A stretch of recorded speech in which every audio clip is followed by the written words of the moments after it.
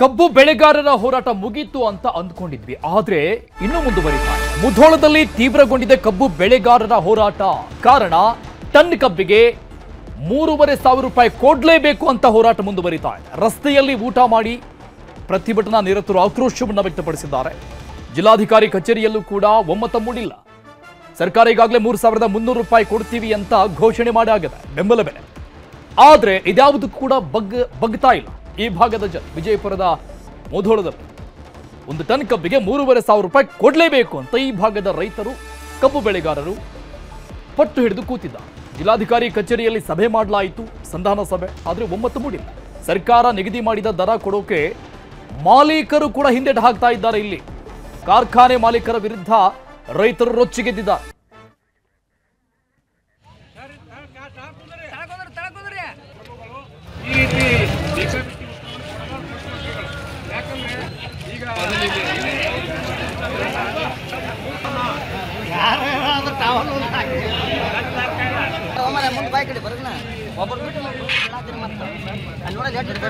ನಾವು ಜಿಲ್ಲಾಡಳಿತಕ್ಕೂ ಹೇಳ್ತೀವಿ, ನಿನ್ನೆನೂ ಹೇಳಿದೀವಿ.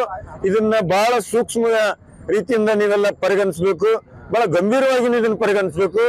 ನಮ್ಮ ಜನ ಇಲ್ಲಿಂದನ ನಾವು ಏಕತೆ ಅಂದ್ರೆ ಹೇಳಿದಿಲ್ಲ, ನಮ್ಮ ನಡೆಯ ಒಂದು ಕಾರ್ಖಾನೆ ಕಡೆ ಇವತ್ತು ಆ ಕಾರ್ಖಾನೆಗೆ ಹೋಗ್ಬೇಕು.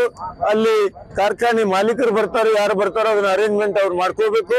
ಇಲ್ಲ ಅಂತೇಳಂದ್ರೆ ಮುಂದೆ ಹೋರಾಟ ಅಲ್ಲಿ ಯಾವ ತೀರು ತಗೋತೈತೆ ನಮ್ಗೆ ಗೊತ್ತಿಲ್ಲ ಅಂತ ಈ ಮುಖಾಂತರ ಹೇಳ್ತೀವಿ. 3,500 ರೂಪಾಯಿ ಬೇಡಿಕೆ ಇಟ್ಕೊಂಡೆವು, ಕೊಡಬೇಕಂತಕ್ಕಂಥದ್ದು ನಿರ್ಧಾರಕ್ಕೆ ಬಂದೆವು. ಕೊಟ್ಟರನ್ನ ನಡೀತೈತೆ ಅಂತಕ್ಕಂಥದ್ದು. ಯಾಕಂದ್ರೆ ಕನಿಷ್ಠ ಬೆಲೆ ಕೇಳೇವು ನಾವು ಇವತ್ತು. ಅದು ಏನು ಯೋಗ್ಯ ಬೆಲೆ ಅಲ್ಲ, ಕನಿಷ್ಠ ಬೆಲೆ ಕೇಳೇವು. ಅದಕ್ಕೆ ದಯವಿಟ್ಟು ಕಾರ್ಖಾನೆ ಮಾಲೀಕರಿಗೆ ಹೇಳ್ತೇವೆ ನಾವು, ನೀವು ಸರ್ಕಾರದೊಳಗೆ ಮಾತು ಕೊಟ್ಟು ಬಂದಿರಬಹುದು, ಸರ್ಕಾರ ನಿಮ್ಮನ್ನ ಬಚಾವ್ ಮಾಡೈತಿ, ನೀವು ಸರ್ಕಾರ ಬಚಾವ್ ಮಾಡ್ರಿ ಇಷ್ಟ. ಅದು ನಮಗೇನು ಗೊತ್ತಿಲ್ಲ, ನಮ್ಮನ್ನೇನು ಸರ್ಕಾರ ಮೀಟಿಂಗ್ ಕರೆದಿಲ್ಲ, ನಮ್ ಕೂಡ ಡಿಸ್ಕಸ್ ಮಾಡಿಲ್ಲ. ನೀವು ಮಾತಾಡ್ಕೊಂಡ್ರೆ ಅದು ನಮಗೆಲ್ಲ ಒಪ್ಪಿಗೆ ಇಲ್ಲ. ಸರ್ಕಾರ ಆದೇಶದ ಪ್ರಕಾರ ಏನಿದೆಯಲ್ಲ ಅದ್ರ ತಕ್ಕಂಗೆ ನಾವು ಕ್ರಮ ವಹಿಸ್ತೀವಿ. ಅದು ಬಿಟ್ಟು ಹಿಂದಿಂದು ಇವಾಗ ಯಾವುದೂ ನಾವು ಮೊನ್ನೆ 23/10 ಒಂದು ಮೀಟಿಂಗ್ ಮಾಡಿದ್ವಿ ನಾವು ರೈತ ಸಂಘದವರು, ರೈತರ ಜೊತೆಗೆ ಮತ್ತು ಕಾರ್ಖಾನೆ ಅವಾಗ ಕೂಡ ಹೇಳಿದೆವು. ಎಲ್ಲ ಏನೇನು ಒಪ್ಪಂದಗಳಾದರೆ ನೀವು ಲಿಖಿತವಾಗಿರಬೇಕು, ಲಿಖಿತವಾಗಿ ಒಪ್ಪಂದಿದ್ದರೆ ನಾವು ಎನ್ಫೋರ್ಸ್ ಮಾಡಲಿಕ್ಕೆ ಅವಕಾಶ ಇರುತ್ತೆ. ಈಗ ಸರ್ಕಾರ ಆದೇಶ ಆಗಿದೆ, ಅದಕ್ಕೆ ಅವರು ಪ್ರತಿಬದ್ಧರಾಗಿದ್ದಾರೆ. ಅವರು ಆದೇಶ ಪಾಲನೆ. ಇನ್ನು ಪ್ರತಿಭಟನಾ ನಿರತ ರೈತರ ಮನವೊಲಿಕೆಗೆ ಉಸ್ತುವಾರಿ ಸಚಿವ ಆರ್ ಬಿ ತಿಮ್ಮಾಪುರ್ ಮುಂದಾದರು. ಮನವೊಲಿಕೆಗೆ ರೈತರು ಕಾರ್ಖಾನೆ ಮಾಲೀಕರೊಂದಿಗೆ ಮತ್ತೊಂದು ಸುತ್ತಿನ ಮಾತುಕತೆಗೆ ನಿರ್ಧಾರ ಮಾಡಲಾಗಿದೆ. ಸರ್ಕಾರದ ಆದೇಶದ ಮಧ್ಯೆಯೇ ಕಾರ್ಖಾನೆ ಮಾಲೀಕರು ಕೂಡ ಪಟ್ಟಣ ಬಿಡ್ತಾ ಇಲ್ಲ, ಕೊಡೋಕ್ಕಾಗಲ್ಲ ಅಂತ ಹೇಳ್ತಿದ್ದಾರೆ ಅವರು. 3,250 ರೂಪಾಯಿ ಕಾರ್ಖಾನೆ ಮಾಲೀಕರು ಕೊಡಬೇಕಾಗಿರೋದು, 50 ರೂಪಾಯಿ ಸರ್ಕಾರ ಕೊಡುತ್ತೆ ಅಂತ ಹೇಳಿದೆ. ಆದ್ರೆ ಅದನ್ನು ಕೊಡೋಕೆ ಆಗಲ್ಲ ಅಂತ ಕಾರ್ಖಾನೆ ಮಾಲೀಕರು ಹೇಳ್ತಾ ಇದ್ದಾರೆ. ಈ ಬಗ್ಗೆ ಡೀಟೇಲ್ಸ್ ಕೊಡ್ತಾರೆ ನಮ್ಮ ಪ್ರತಿನಿಧಿ ಮಂಜುನಾಥ್, ಲೈವ್ ನಲ್ಲಿ ಜಾಯ್ನ್ ಆಗ್ತಾ ಇದ್ದಾರೆ. ಮಂಜುನಾಥ್, ಒಂದು ಕಡೆ ಕಬ್ಬು ಬೆಳೆಗಾರರ ಹೋರಾಟಕ್ಕೆ ಮಣಿದಂತಹ ಸರ್ಕಾರ 3,300 ಘೋಷಣೆ ಮಾಡಿತು. ಆದ್ರೆ ಕೆಲವೊಂದಿಷ್ಟು ಕಡೆಗಳಲ್ಲಿ ಇದಕ್ಕೆ ಒಮ್ಮತ ಮೂಡಿಲ್ಲ ಅನ್ನೋದು ಗೊತ್ತಾಗ್ತಾ ಇದೆ. ಅದೇ ಪ್ರಮಾಣದಲ್ಲಿ ಹೋರಾಟ ಮುಂದುವರಿತಾ ಇದೆ ಬಾಗಲಕೋಟೆ ಭಾಗದಲ್ಲೂ ಕೂಡ. ಏನ್ ಹೇಳ್ತಾ ಇದ್ದಾರೆ? ಅಟ್ಲೀಸ್ಟ್ ಈ ಸಂಧಾನ ಸಭೆಗಾದ್ರೂ ಒಪ್ಕೊಳ್ಳುವಂತ ಚಾನ್ಸಸ್ ಇದೆಯಾ ಮತ್ತೊಂದು ಸುತ್ತಿನಲ್ಲಿ? ಅರುಣ್, ಏನು ಸರ್ಕಾರ ಕಬ್ಬಿಗೆ 3,300 ರೂಪಾಯಿ ಘೋಷಣೆ ಮಾಡಿದ ಬಳಿಕ ಬೆಳಗಾವಿ ಭಾಗದಲ್ಲಿ ನಡೀತಾ ಇದ್ದಂತಹ ಹೋರಾಟವೆಲ್ಲವೂ ಕೂಡ ಈಗ ಶಮನವಾಗಿದೆ. ಆ ಒಂದು ಸರ್ಕಾರದ ಒಂದು ನಿರ್ಧಾರಕ್ಕೆ ಅಲ್ಲಿನ ರೈತರು ಒಪ್ಪಿಗೆಯನ್ನು ಸೂಚಿಸಿದ್ದಾರೆ. ಆದ್ರೆ ಬಾಗಲಕೋಟೆ ಜಿಲ್ಲೆಯ ರೈತರು ಮಾತ್ರ ಯಾವುದೇ ಕಾರಣಕ್ಕೂ ಪಟ್ಟನ್ನ ಸಡಿಲಿಸ್ತಾ ಇಲ್ಲ. ಪ್ರತಿ ಟನ್ ಕಬ್ಬಿಗೆ 3,500 ರೂಪಾಯಿ ಹಣವನ್ನ ನೀಡಲೇಬೇಕು, ಅಲ್ಲಿವರೆಗೂ ಕೂಡ ನಾವು ಹೋರಾಟವನ್ನ ಕೈ ಬಿಡುವುದಿಲ್ಲ ಎನ್ನುವಂತಹ ಮಾತನ್ನ ಹೇಳಿ ಕಳೆದ 3-4 ದಿನಗಳಿಂದ ಪ್ರತಿಭಟನೆಯ ಸ್ವರೂಪವನ್ನ ತೀವ್ರಗೊಳಿಸ್ತಾ ಇದ್ದಾರೆ. ಈಗಲೂ ಕೂಡ ಮುಧೋಳದ ಸಂಗೊಳ್ಳಿ ರಾಯಣ್ಣ ವೃತ್ತದ ಬಳಿ ಏನು ಪ್ರತಿಭಟನಾ ವೇದಿಕೆಯನ್ನ ಹಾಕಿ ಪ್ರತಿಭಟನೆ ನಡೆಸ್ತಾ ಇದ್ರು. ಇವತ್ತು ಮಧ್ಯಾಹ್ನ ಏನು ಕಾರ್ಖಾನೆಯ ಮಾಲೀಕರು ಮತ್ತು ಜಿಲ್ಲಾಧಿಕಾರಿಗಳೊಂದಿಗೆ ಒಂದು ಸಭೆಯನ್ನು ನಡೆಸಲಾಗಿತ್ತು. ಆ ಒಂದು ಸಭೆಯಲ್ಲಿ ಕಾರ್ಖಾನೆ ಮಾಲೀಕರ ಜೊತೆಗೆ ಮಾತುಕತೆಯನ್ನ ನಡೆಸಿರುವಂತಹ ಜಿಲ್ಲಾಧಿಕಾರಿಗಳು ಏನು ಆ ಸಭೆ ಬಳಿಕ ಒಂದಿಷ್ಟು ಮಾಹಿತಿಯನ್ನ ನೀಡಿದ್ರು. ಅಲ್ಲಿ ಏನಂತಂದ್ರೆ ಕಾರ್ಖಾನೆ ಮಾಲೀಕರು ಯಾವುದೇ ಕಾರಣಕ್ಕೂ ಕೂಡ ಹೆಚ್ಚಿನ ಬೆಲೆಯನ್ನು ನೀಡೋದಕ್ಕೆ ಆಗೋದಿಲ್ಲ. ಈಗಾಗಲೇ ಸರ್ಕಾರ ಏನು ನಿರ್ಧಾರವನ್ನ ಮಾಡಿದೆ, ಆದೇಶವನ್ನ ನೀಡಿದೆ, ಆ ಆದೇಶವನ್ನ ನಾವು ಪಾಲನೆ ಮಾಡ್ತೇವೆ.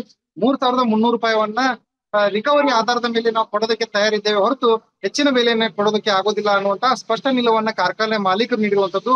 ಅದೇ ರೀತಿಯಾಗಿ ಒಂದು ಮನವಿ ಪತ್ರವನ್ನು ಕೂಡ ಜಿಲ್ಲಾಧಿಕಾರಿಗಳಿಗೆ ಕೊಟ್ಟಿದ್ದಾರೆ. ಆ ಮನವಿ ಪತ್ರದಲ್ಲಿ ಇನ್ನೂ 2 ದಿನಗಳಲ್ಲಿ ನಾವು ಕಬ್ಬು ನುರಿಸುವ ಪ್ರಕ್ರಿಯೆಯನ್ನ ಆರಂಭಿಸ್ತೇವೆ, ಬಿಗಿ ಬಂದೋಬಸ್ತನ್ನ ಕೊಟ್ಟು ನಮ್ಮ ಕಾರ್ಖಾನೆಗಳು ಆರಂಭ ಆಗೋದಕ್ಕೆ ತಾವು ಅನುವು ಮಾಡಿಕೊಡ್ಬೇಕು ಅನ್ನುವಂತಹ ಬೇಡಿಕೆಯನ್ನ ಜಿಲ್ಲಾಧಿಕಾರಿಗಳಿಗೆ ಇಟ್ಟಿರುವಂತದ್ದು. ಇದಕ್ಕೆ ಸಂಬಂಧಪಟ್ಟಂತೆ ಜಿಲ್ಲಾಧಿಕಾರಿಗಳು ಕೂಡ ಮಾತನಾಡಿ ಇನ್ನು ರೈತರಲ್ಲಿ ಒಂದು ಮನವಿಯನ್ನ ಮಾಡ್ಕೊಂಡಿರುವಂತದ್ದು. ಈಗಾಗಲೇ ಸರ್ಕಾರ ಏನು ಘೋಷಣೆ ಮಾಡಿದಂತೆ ಆ ಒಂದು ಬೆಲೆಯನ್ನ ಕೊಡಿಸೋದಕ್ಕೆ ಈಗಾಗಲೇ ಸರ್ಕಾರ ಸಿದ್ಧ ಇದೆ. ಹೀಗಾಗಿ ಪ್ರತಿಭಟನೆಯನ್ನ ಕೈಬಿಟ್ಟು ಕಬ್ಬನ್ನ ಕಳಿಸ್ಬೇಕು ಅನ್ನುವಂತಹ ಮನವಿಯನ್ನ ಜಿಲ್ಲಾಧಿಕಾರಿಗಳು ಮಾಡ್ತಾ ಇದ್ದಾರೆ. ಈ ಒಂದು ನಿರ್ಧಾರಗಳ ಬೆನ್ನಲ್ಲೇ ಇದೀಗ ರೈತರು ಮತ್ತಷ್ಟು ರೊಚ್ಚಿಗೆದ್ದಿರುವಂತದ್ದು. ಇದೇ ಕಾರಣಕ್ಕೆ ಇನ್ನು ಸಂಗೊಳ್ಳಿ ರಾಯಣ್ಣ ವೃತ್ತದ ಬಳಿ ರೋಡ್ ನಲ್ಲೇನೆ ಊಟ ಮಾಡಿ ತಮ್ಮ ಆಕ್ರೋಶವನ್ನು ವ್ಯಕ್ತಪಡಿಸ್ತಾ ಇದ್ದಾರೆ. ಇನ್ನು ಈ ಒಂದು ನಿರ್ಧಾರದ ಬಳಿಕ ಈಗ ಹೋರಾಟದ ಸ್ವರೂಪ ಬದಲಾಗ್ತಾ ಇದ್ದು, ಸಾಯಂಕಾಲದ ಹೊತ್ತಿಗೆ ಮತ್ತಷ್ಟು ಹೆಚ್ಚಿನ ಸಂಖ್ಯೆಯಲ್ಲಿ ರೈತರು ಜಮಾವಣೆಗೊಂಡು ಒಂದು ಸಭೆಯನ್ನ ನಡೆಸಲಿಕ್ಕಿದ್ದಾರೆ. ಆ ಒಂದು ಸಭೆಗೆ ಏನು ಉಸ್ತುವಾರಿ ಸಚಿವ ಆರ್.ಬಿ. ತಿಮ್ಮಾಪುರವರು ಕೂಡ ಹೋಗುವಂತ ಸಾಧ್ಯತೆ ಇದೆ. ಮತ್ತೊಂದು ಸುತ್ತಿನ ರೈತರೊಂದಿಗೆ ಸಭೆಯನ್ನ ನಡೆಸಿ ಅಲ್ಲಿ ಮನವೊಲಿಸುವಂತಹ ಒಂದು ಪ್ರಯತ್ನವನ್ನ ಮಾಡ್ತಾ ಇದ್ದಾರೆ.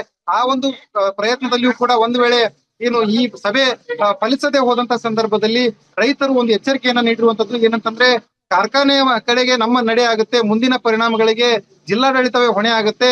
ನಾವು ಕಾರ್ಖಾನೆ ಹತ್ರ ಹೋಗ್ತಾ ಇದ್ದೀವಿ, ಅಲ್ಲಿ ಕಾರ್ಖಾನೆಗಳನ್ನ ಮುತ್ತಿಗೆ ಹಾಕುವಂತ ಕೆಲಸವನ್ನ ಮಾಡ್ತೀವಿ. ಕಾರ್ಖಾನೆ ಮಾಲೀಕರು ಅದು ಹೇಗೆ ಕಾರ್ಖಾನೆಗಳನ್ನ ಪ್ರಾರಂಭ ಮಾಡಿ ಕಬ್ಬು ನುಡಿಸುವ ಕೆಲಸಕ್ಕೆ ಮುಂದಾಗ್ತಾರೆ ಅನ್ನೋದನ್ನ ನಾವು ಕೂಡ ನೋಡ್ತೀವಿ ಅನ್ನುವಂತಹ ನೇರವಾದಂತ ಎಚ್ಚರಿಕೆಯನ್ನ ನೀಡ್ತಾ ಇದ್ದಾರೆ. ಒಟ್ಟಾರೆ ಇವತ್ತು ಸಾಯಂಕಾಲ ಏನು ಉಸ್ತುವಾರಿ ಸಚಿವರು ಸಭೆ ನಡೆಸ್ತಾರೆ, ಆ ಸಭೆ ಬಳಿಕ ರೈತರು ಯಾವೆಲ್ಲ ನಿರ್ಧಾರ ಕೈಗೊಳ್ತಾರೆ ಅನ್ನುವಂತಹ ಕುತೂಹಲ ಇರುವಂತದ್ದು. ಅದ್ರ ಜೊತೆಗೇನೆ ರೈತರ ಮತ್ತೊಂದು ಬೇಡಿಕೆ ಏನಂತಂದ್ರೆ, ನೇರವಾಗಿ ಸಕ್ಕರೆ ಕಾರ್ಖಾನೆ ಮಾಲೀಕರು ರೈತರೊಂದಿಗೆ ಸಭೆ ನಡೆಸೋದಕ್ಕೆ ಬರಬೇಕು. ಜಿಲ್ಲಾಡಳಿತ ಬಳಿ ಆಗ್ಲಿ, ಜಿಲ್ಲಾಧಿಕಾರಿಗಳ ಬಳಿ ಆಗ್ಲಿ, ಅಥವಾ ಸರ್ಕಾರದ ಬಳಿ ಆಗ್ಲಿ ಅಲ್ಲಿ ಹೋಗಿ ಸಭೆ ನಡೆಸುವಂತ ಅವಶ್ಯಕತೆ ಇಲ್ಲ. ನೇರವಾಗಿ ರೈತರು ನಮ್ಮ ಬಳಿ ಬಂದು ಸಭೆಯನ್ನ ನಡೆಸಿದ್ರೆ ಇಲ್ಲಿ ಮಾತುಕತೆ ಮೂಲಕ ಒಂದು ಸೌಹಾರ್ದತೆ ಭಾವನೆಯಿಂದಾಗಿ ಈ ಒಂದು ಬಿಕ್ಕಟ್ಟನ್ನ ಪರಿಹರಿಸಿಕೊಳ್ಳೋದಕ್ಕೆ ಸಾಧ್ಯ ಇದೆ. ಹೊರತಾಗಿ ಇವರು ಎಲ್ಲೋ ಒಂದ್ ಕಡೆ ಹೋಗಿ ಸರ್ಕಾರದ ಬಳಿ ಹೋದ್ರೆ, ಜಿಲ್ಲಾಧಿಕಾರಿಗಳ ಬಳಿ ಹೋದ್ರೆ ಈ ಒಂದು ಸಮಸ್ಯೆಗೆ ಪರಿಹಾರ ಆಗೋದಿಲ್ಲ ಅನ್ನುವಂತಹ ಮಾತುಗಳನ್ನ ರೈತ ಮುಖಂಡರುಗಳು ಹೇಳ್ತಾ ಇರುವಂತದ್ದು. Thank you Manjunath ಡೀಟೇಲ್ಸ್ಗೆ.